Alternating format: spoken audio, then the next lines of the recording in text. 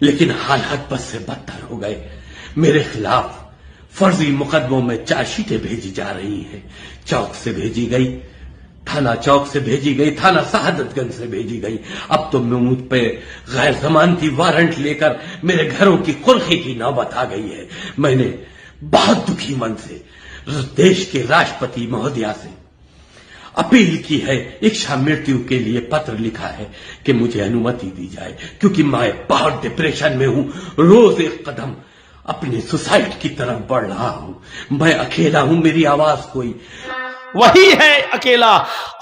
वल्लाहुल खालिकुल बारिउल मुसव्विरु लहुल अस्माउल हुस्ना। वो एक ही है, वही अल्लाह है, वही खालिक है। मेरे भाइयों, वही हमें और आपको माँ बाप माँ के पेट में हमारी शक्लें बनाता है, वही मारता है और वही जिलाता है, वही रिस्क देता है, वही रिस्क छीनता है, वही इज्जत देता है, वही जिल्लत देता है। जिसको चाहे बगैर हिसाब के रिस्क दे। इन्नल्लाह यर्ज़ुक़ु मन यशाउ बिगैर हिसाब। जिसको चाहे बगैर हिसाब के रिस्क दे और जिसको चाहे वो गरीब कर दे, जिसको चाहे इज्जत दे और जिसको चाहे जलील कर दे। वो तो इज्जु मन तशा वो तो जिल्लु मन तशा। वो चाहे तो इज्जत दे, जिसको चाहे वो चाहे तो डॉक्टर शिव शक्ति स्वरूप जो भोपाल की सरजमीन पर है, कुरान की आयतें पढ़ते हैं, सूरह निसा पर पहुंचते हैं, इस्लाम ले आते हैं, इस्लाम उनकी समझ में आ जाता है, कुरान की मेडिकल साइंस उनकी समझ में आ जाती है, वो इस्लाम ले आते हैं। आज डॉक्टर शिव शक्ति स्वरूप का नाम इस्लामुल हक हो जाता है। मेरे प्यारे साथियों, डॉक्टर शिव शक्ति स्वरूप की बीवी जो पहले सरस्वती नाम था, आज उसका नाम खदीजा बन जाता है। डॉक्टर शिव शक्ति स्वरूप की बेटी जिसका नाम पहले शकुंतला था, आज उसका नाम आयशा हो जाता है। वह तो इज्जो मंतशा, वो जिसको चाहे जिल्लत की जिंदगी से निकाल कर इज्जत की जिंदगी दे। वह तो जिल्लो मंतशा, और वो जिसको चाहे इज्जत की जिंदगी से निकाल कर जलील कर दे। जैसे वजीम रिजवी, आज उसका नाम जितेंद्र नारायण त्यागी हो जाता है। मेरे भाइयों, ये अल्लाह ही है, वो जिसको चाहे इज्जत दे, जिसको चाहे जिल्लत दे। इज्जत और जिल्लत का मालिक अल्लाह है, हम और आप नहीं है। वो जिसको चाहे इज्जत दे, वो जिसको चाहे जलील कर दे, जिसको चाहे रुसवा कर दे, जिसको चाहे अंधेरे से निकाल कर रोशनी में लाए, उजाले में लाए, और जिसको चाहे उजाले से हटाकर अंधेरे में टमेटो या मारने के लिए और भटकने के लिए छोड़ दे। वो जिसको चाहे पूरे हिंदुस्तान के लोगों की इज्जत उसको अता फरमा दे, वो उसको अपने घर में पनाह देने लग जाएं। जैसे डॉक्टर शिव शक्ति स्वरूप आज पूरे भारत के मुसलमानों की आंख के तारे बन गए हैं। आज उनकी इज्जत है, उनको लोग अपना भाई समझने के लिए तैयार हैं। और जिसको चाहे ऐसा जलील कर दे कि सारे रिश्तेदारों की रिश्तेदारी छीन ले। जैसे कि जितेंद्र नारायण त्यागी, उसकी बीवी ने छोड़ा, उसके भाइयों ने छोड़ा, उसके माँ बाप ने छोड़ा, उसको अपने घर से बेदखल किया गया। बच्चों ने भी उसको बाप मानने से इनकार कर दिया, बीवी ने भी उसको छोड़ दिया, और मुसलमानों ने भी उसके लिए कब्रिस्तान की जगह छीन ली। मेरे प्यारे साथियों, गौर कीजिए, वो जिसको चाहे इज्जत दे और जिसको चाहे जलील कर दे, वो एक ही है, वो एक ही है, वो एक ही है। इसलिए उस पर अटूट विश्वास जरूरी है। और कुरान कह रहा है कि वो तुम्हारा भी मंत्र है और हमारा भी मंत्र है। या अहलल किताबी तालौ इला कलिमतिन सवाइम बैनना व बैनकुम। आए अहले किताब, आए यहूद व नसारा, आओ एक ऐसे कलमे की तरफ जो हमारा और तुम्हारे दरमियान बराबर है। अल्लाह नअबुद इल्लल्लाह, और वो ये है कि हम एक अल्लाह के अलावा किसी की इबादत नहीं करेंगे। हम जब भी इबादत करेंगे सिर्फ एक अल्लाह की इबादत करेंगे। आज देख लीजिए, इबादत सिर्फ अल्लाह ही की करते हैं लोग। रास्ते अलग हो सकते हैं, तरीके अलग हो सकते हैं, लेकिन इबादत अल्लाह ही की करते हैं। एक आदमी मूर्ति के सामने खड़ा है और ऐसे ओम जो भी पढ़ रहा हो, लेकिन वो उसकी पूजा नहीं कर रहा। उससे पूछो कि आप पत्थर की मूर्ति की पूजा कर रहे हो, कहेगा नहीं साहब, ये तो रूपक है, ये तो मुजस्समा है, हम इनकी नहीं कर रहे हैं। बल्कि हम इनको देख लेते हैं तो एक तसव्वुर आ जाता है कि भगवान ऐसा ही होगा। वरना एक बात बताइए कि जिनकी वो पूजा कर रहा है, क्या वो शक्तिशाली है? उसको बनाया किसने? आप अपनी अकल से फैसला करें कि जो चीज बनकर तैयार हुई है वो ज्यादा पावरफुल होती है या उसका बनाने वाला? ये माइक है, जिसने बनाया है, ये माइक ज्यादा पावरफुल है या इसका बनाने वाला? मैं ये घड़ी पहने हुए हूं, ये वक्त बतला रही है, कितना बड़ा अच्छा काम हो रहा है। ये घड़ी ज्यादा पावरफुल है जो वक्त बता रही है या इस घड़ी का बनाने वाला? क्यों? उसने बनाया है, वो चाहे तो इसको बिगाड़ भी सकता है, तो बनाने वाला ज्यादा पावरफुल हुआ। तो पत्थर की जिन मूर्तियों की हम लोग पूजा करते हैं, तो इनको किसी ने तो बनाया ही है ना। तो आप बताइए कि पत्थर की वो मूर्तियां ज्यादा पावरफुल हैं या उनका बनाने वाला? मान लीजिए गणेश जी की मूर्ति बना रहा था, आज हम उसके सामने हाथ जोड़ें, वो चाहता तो गणेश जी को लंगड़ा भी बना सकता था, लूला भी बना सकता था, अंधा भी बना सकता था, उनकी शक्ल बिगाड़ भी सकता था। गणेश जी की मूर्ति को, शंकर जी की मूर्ति को वो चाहता तो चेंज कर सकता था, बदल सकता था, उसके हाथ में था, लेकिन ऐसा नहीं किया। लेकिन ताज्जुब यहां है, बनाने के बाद वो खुद अपने घर में लगाता। बनाया भी उसने, रंगा भी उसने, क्लीन भी उसने किया, सफाई भी उसने की, और अपनी जगह से हटाकर जिस जगह रखना चाहिए उस जगह भी वो उठकर खुद नहीं गई मूर्ति, बल्कि इसने अपने हाथ से वहां स्थापित की है। और लगाने के बाद अगरबत्ती भी वहीं जला रहा है, और उसके बाद श्री गणेशाय नमः उसी के सामने अपना सर भी झुका रहा है। ये हमारी जो है सोच, ये चीज चेंज होनी चाहिए। बनाया भी हमने, कलर भी हमने किया। मैं मानता हूं ऋग्वेद में है,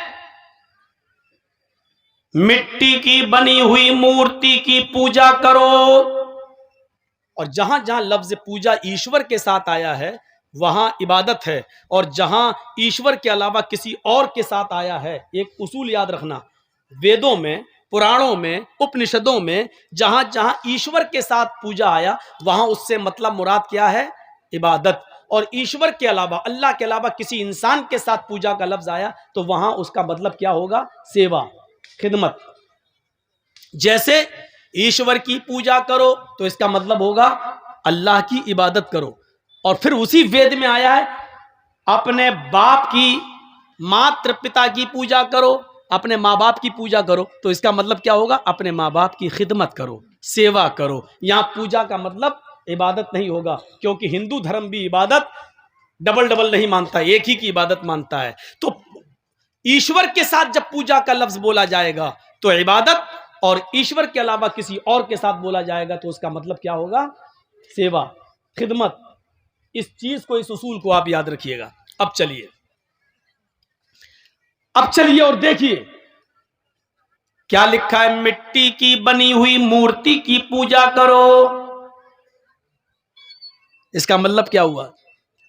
अब मिट्टी की बनी हुई मूर्ति से मुराद हमारे हिंदू भाइयों ने क्या समझा? जो हम लोग बनाते हैं वो मूर्ति है? नहीं, मिट्टी की बनी हुई मूर्ति जिसको हमने बनाया, हाय हाय हाय, ये भी वेद में लिखा है, मिट्टी की उस मूर्ति की पूजा करो जिसको हमने बनाया।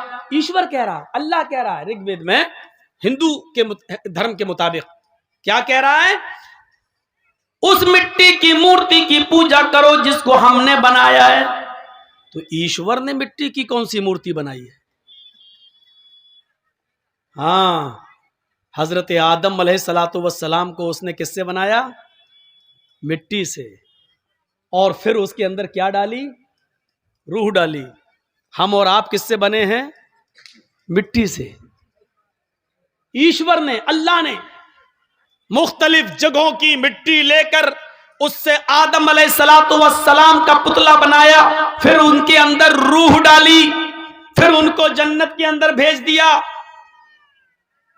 तकलीफ हुई, अकेले नहीं रह पाए, तो उनकी बाएं पिछली से हव्वा को पैदा किया।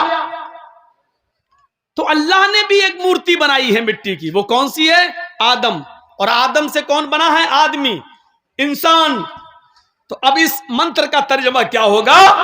उस मिट्टी की मूर्ति की पूजा करो जिसको हमने बनाया है, यानी हमने आदम से आदमियत को, नस्ल इंसानियत को निकाला है, लिहाजा तुम इंसानियत की पूजा करो, यानी इंसानियत की खिदमत करो, उसकी सेवा करो। मतलब ये हुआ कि खिदमत खल्क। कोई बीमार है उसको हॉस्पिटल तक ले जाओ, कोई गरीब है उसके इलाज के लिए पैसा नहीं है तो तुम उसकी मदद करो, कोई बेचारा जान जा रही है, मरा जा रहा है, उसके मायार के मुताबिक उसको ब्लड नहीं मिल पा रहा है, उसका ब्लड ग्रुप तुम्हारे ब्लड ग्रुप से मिलता है, तो ये मत देखो कि मरने वाला या जिसको जरूरत है वो हिंदू है या मुसलमान है या ईसाई है या सिख है, तो ऐसी परिस्थिति में तुम उसकी जान बचाने के लिए अपना ब्लड दे दो। अगर उसका ग्रुप और आपका ब्लड ग्रुप एक है तो अपना ब्लड निकलवा कर उसको देकर उसकी जान बचाओ। ये है इंसानियत की सेवा, ये है अल्लाह की बनाई हुई मूर्ति की पूजा, ये है खिदमत खल्क। उसकी पूजा इबादत नहीं है, ये पूजा है, पूजा।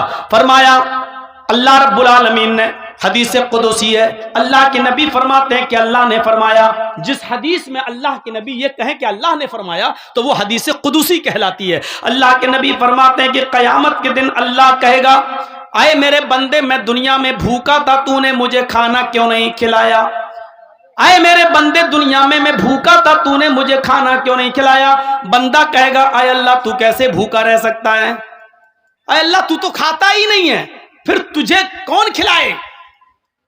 तू तो खाता नहीं है। तो अल्लाह कहेगा, मेरे बंदे, दुनिया में मेरा फला बंदा भूखा था, अगर तूने उसको खिलाया होता तो तू मुझे उसके पास पाता, यानी मैं तेरी मदद करता। अगर तूने किसी भूखे को खिलाया होता तो मैं भी तेरी मदद करता। हाय मेरे बंदे, दुनिया में मैं नंगा था, तूने मुझे कपड़ा क्यों नहीं पहनाया? बंदा कहेगा, अल्लाह तू तो सबको कपड़े पहनाता, तू कैसे नंगा हो सकता है? हाय अल्लाह तुझे कौन कपड़ा पहना सकता है? तो अल्लाह कहेगा, दुनिया में मेरा फला बंदा नंगा था, उसके पास पहनने को कपड़े नहीं थे, अगर तूने उसकी मदद की होती, उसको कपड़ा पहनाया होता तो तू मुझे उसके पास पाता, यानी मैं तेरी मदद करता। तूने दुनिया में उसकी मदद नहीं की, इसलिए हमने भी तेरी मदद नहीं की। आए मेरे बंदे, दुनिया में मेरा फला बंदा परेशान हाल था, अल्लाह कहेगा मैं दुनिया में परेशान था, गुमराही के रास्ते पे चल रहा था, मैं भटक रहा था, मैं गुमराह था, तूने मुझे रास्ता क्यों नहीं दिखाया? बंदा कहेगा, अल्लाह तू तो सबको हिदायत देता है, फिर तू गुमराह कैसे हो सकता है? अल्लाह कहेगा, दुनिया में मेरा फला बंदा गलत रास्ते पे चल रहा था, अगर तूने उसको सही रास्ता बताया होता, कुरान और हदीस का रास्ता, नबी का रास्ता, रसूल का रास्ता बताया होता तो तू मुझे उसके पास पाता, यानी मैं तेरी मदद करता। इस हदीस से पता चलता है कि खिदमत खल्क कितनी जरूरी है, लोगों की सेवा, लोगों की खिदमत इस्लाम का एक जबरदस्त रुकन है, इस्लाम का एक हिस्सा है। खिदमत खल्क किए बिना, लोगों की सेवा किए बिना हम पक्के सच्चे मुसलमान नहीं हो सकते। तो मिट्टी की बनाई हुई मूर्ति की पूजा का मतलब यह था, लेकिन हमारे हिंदू भाई उसको कहां ले गए, किस तरफ ले गए? हमें और आपको ये सोचना चाहिए। तो इस मंत्र को याद रखिए, एक ही मंत्र है सबका, एक ही दीन है सबका, और उसकी जीती जागती मिसालें अब मैं आपको दे रहा हूं। आइए कुरान खोलिए, सबसे पहले आपको कुरान खोलने के बाद जो सबसे पहले आयत मिलेगी वो आयत क्या होगी? बिस्मिल्लाहिर्रहमानिर्रहीम। आप ऋग्वेद खोलिए। जब आप वेद खोलेंगे तो आपको सबसे पहला मंत्र वेद में क्या मिलेगा? अग्निमीले। आप कुरान खोलिए, आप दूसरी आयत क्या पढ़ेंगे? अल्हम्दुलिल्लाहि रब्बिल आलमीन। आप वेद खोलिए, आप दूसरा मंत्र क्या पढ़ेंगे? महिदेवस्य सवितु परिष्टुति। आप कुरान खोलिए, तीसरी लाइन आप क्या पढ़ेंगे? वसुरुदयमाना। आप वेद खोलिए, तीसरी लाइन क्या पढ़ेंगे? बसुरदयमाना। आप कुरान खोलिए, तीसरी आयत आप क्या पढ़ेंगे? अर्रहमानिर रहीम। आप कुरान खोलिए, एक आयत छोड़ दीजिए, मालिक यौमिद्दीन इय्याका नअबुदु व इय्याका नस्तईन। इसके बाद पढ़िए, आप क्या पढ़ेंगे?